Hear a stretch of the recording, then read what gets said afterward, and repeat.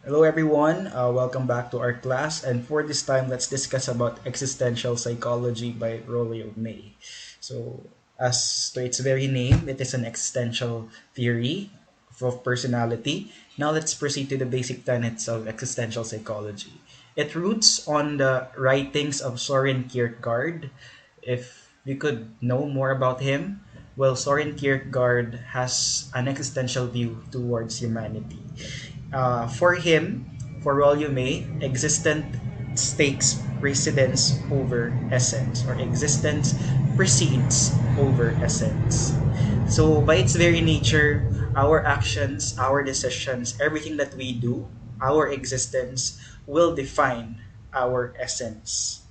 Okay, this is the finality of our being human in this world. Okay, let's define these two terms. No? Existence means to emerge or to become. This corresponds growth or change. All right, so essence is by its very nature refers to the product of stagnation and finality. It is what makes us who we are. All right, this is like the result of our beingness into this world, or our existence. That's why always remember, existence takes precedence over essence, or existence precedes over essence. All right. So also one of his tenets is it is a process, and growth are more important than product and stagnation. So definitely in his theory, he focuses more into the process of being human. No, born in this world, ano yung nangyari sa kanya, ano yung mga pinagdaanan niya, no? And also growth as well. It opposes the artificial split between subject and object. Well, definitely it's mostly focused into the persons, no, the person's experiences. It stress people search for meaning in their lives. One fundamental core concept that we could remember is the search for meaning. Okay, it's part of the theory of Rollo. People are in constant search for that meaning in their lives that will determine their essence in this world. The theory also insists that each of us is responsible for who we are and what we will become. So, there is freedom, no? Freedom is involved here. So, every one of us are responsible for our actions, are responsible for the consequences and the experiences that happen to us. And we have that freedom to change our destiny. Also, destiny is also focused or being discussed by this theory. Another concept is it takes an anti-theoretical position. No, so those are some of the basic tenets. Please remember them. And the core concept of existential psychology is it is a basic unity exists between people and their environment. This unity is expressed by Dasein, or being in the world. Remember the term Dasein, or being in the world. So again, there is a basic unity which exists between people and the environment. So we are united, no? We have that capability to be together, no, to be in harmony with our nature or with our environment. People are both aware of themselves as living beings and also aware of the possibility of non-being or nothingness. So awareness is also focused here for existential psychology. Also, there is this concept of being nothing, or non-being or nothingness, no. So it's really deep. It really focuses more into the person's experiences, into how he shapes his decisions, which will affect then his beingness. All right, so let's focus more into Dasein. So we mentioned kanina na Dasein is the unity of people and their phenomenological world, or the environment. So being in the world. So naturally daw, tayo lahat, we have the capability to be in one with our environment, no? Dasein is a person exists in a particular place at a particular time. So yun nga, unity, harmony of the person in his or her environment. So a person can be conscious of and responsible for his or her existence, and can therefore choose the direction of his or her life will take. So every one of us can choose and have the freedom kung ano yung magiging future natin that can shape our future. We have that decision. Now we are also free to do what we want to do in our lives, which will then shape our essence, no, of the product of these decisions. of our existence. Being, no, it is a developmental process whereby the individual seeks to realize his or her unique set of potentials. So by becoming being, we tend to realize all of our potentials, no, that we could actualize. Okay? It is ourselves are the source of change as we struggle as individuals to realize our potential. So there this is this power within us that we could change ourselves, that we could arrive into other future that we want for ourselves, no? Because our decisions will then depict our future of what can we become, of what will be the reality in the future. All right, so four forms of being. So we have defined what is being. Again, it's a process whereby the individual seeks to realize one's potential. And there are forms of being. I will discuss them one by one. We have wealth. This is one's relationship with the world of things or the environment. Okay? Wealth naman, another form of being. This is one's relationship with the world of people. This corresponds with the interpersonal relationships we have with other people. Wealth, this corresponds to one self-awareness and self-relatedness. This is focuses more into the relationship into oneself, the intrapersonal factor or aspect within us, how we view ourselves, our relationship to ourselves, basically. Uberwelt naman, this is actually not found in your book, but in the book of Vice, but it was found in other textbooks. Uberwelt is one's relationship with the spiritual world. So, this is a more deeper a form of being. All right. So these are the four forms of being, and now let's proceed to the aspect or to the concept of isolation and alienation. In existential psychology, these two terms are quite important. We could define this by these three concepts or descriptions. First is separation from nature. We are considered to be isolated if we could, if we are separated from nature, from our natural environment. A lack of meaningful and interpersonal relations if we are most likely to be alone, most likely to isolate from other people. Okay, and another one is alienation from one's authentic self. So this is an isolation towards oneself. If one is, trying to isolate from his real self, then this could really happen. The isolation and alienation. Okay, so these are the three things. Hence, we could say that the forms of being here, wealth, wealth, and eigenwealth, is really much more focused, no? So kapag may separation tayo with this three forms of being, hence we can experience isolation and alienation. Okay?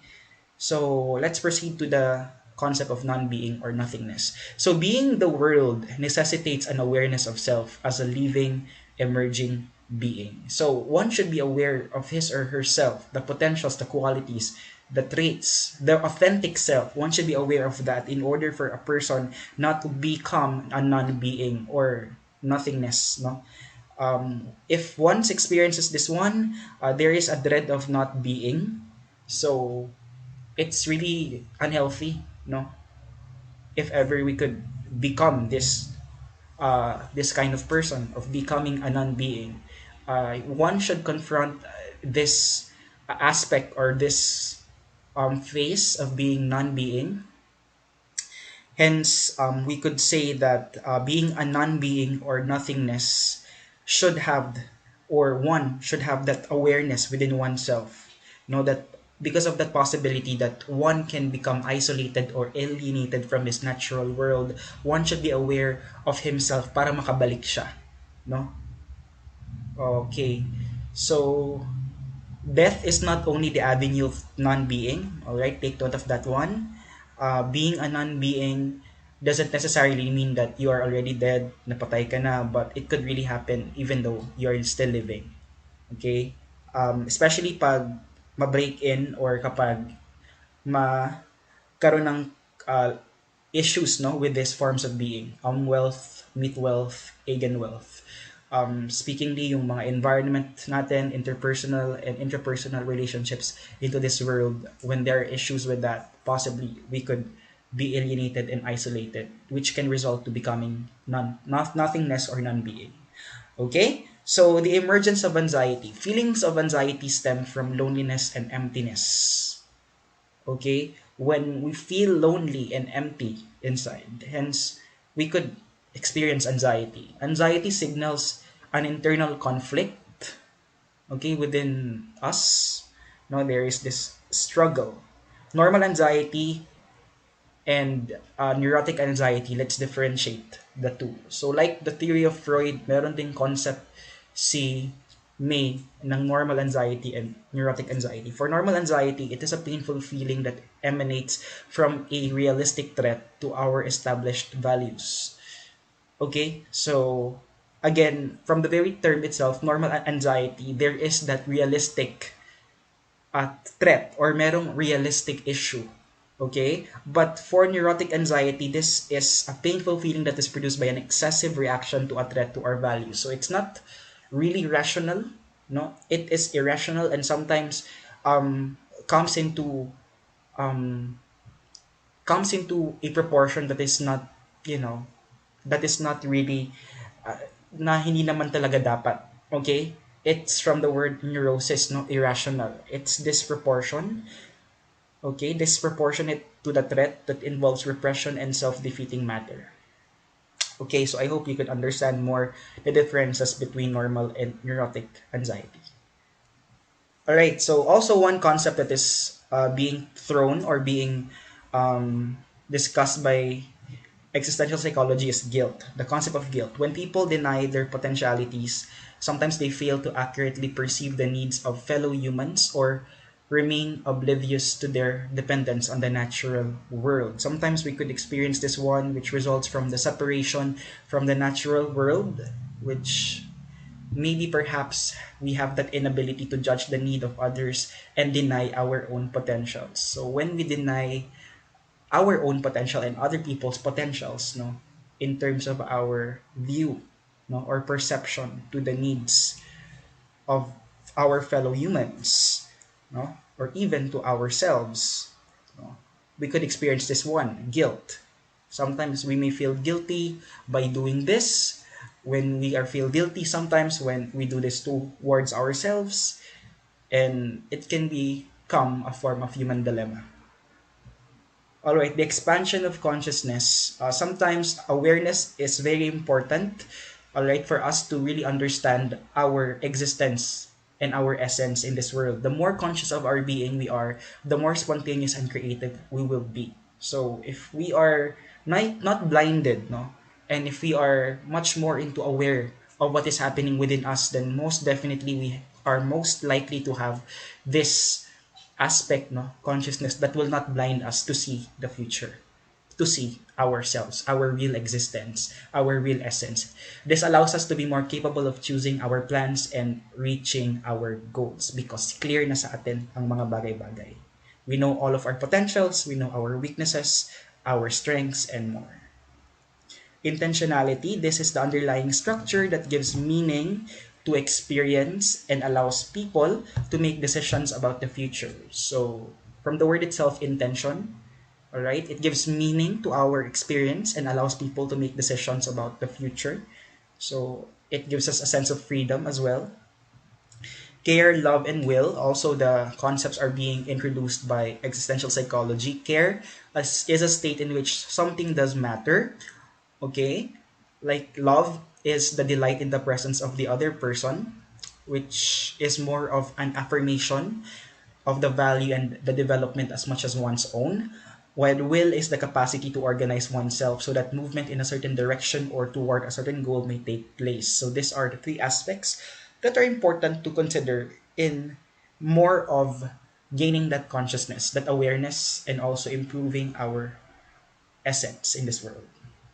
Freedom and destiny, also discussed in this theory. Freedom is gained through confrontation with one's destiny and through understanding that death or non-being is a possibility.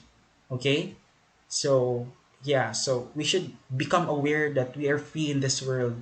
Know that we have existential freedom and essential freedom.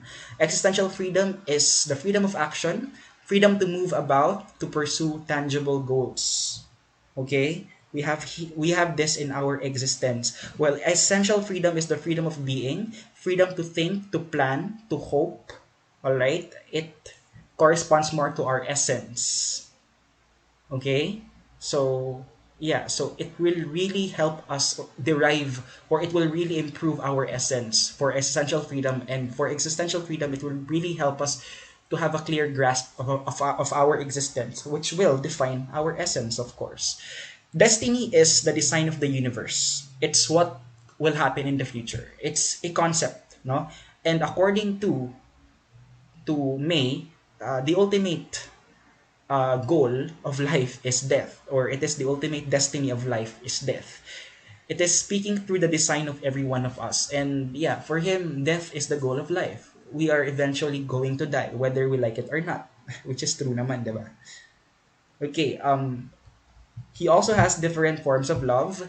Love by taking delight in the presence of the other person and affirming that person's value. So when we talk about love, he has different forms of love. We have sex, eros, philia, and agape. Sex is a basic form of love. No, it is through sexual intercourse. No, wherein somehow our needs can be satisfied. Eros is a higher form of love. It is a psychological desire that seeks procreation or creation through an enduring union with a loved one. So it's more of making love. No, it's not just about lust. It's more of making love because you love the person.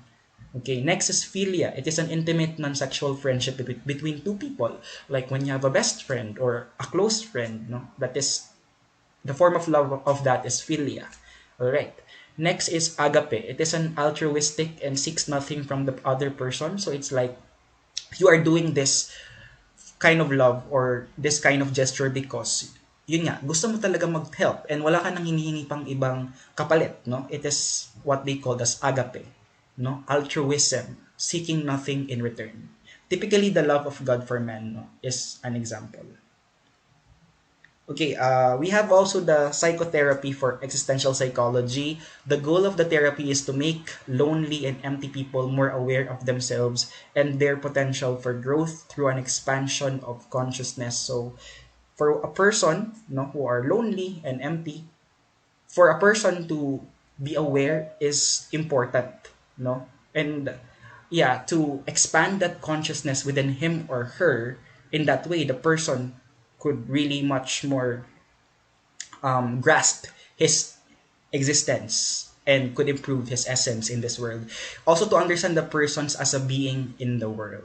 So again, it's important, no, to understand the person as a being in the world, that a person has those capabilities within himself, that he could also become free and could shape his reality. All right, that will be all for our discussion. I hope you could read the Book of Vice to learn more about this theory. Thank you so much for listening. Have a great day.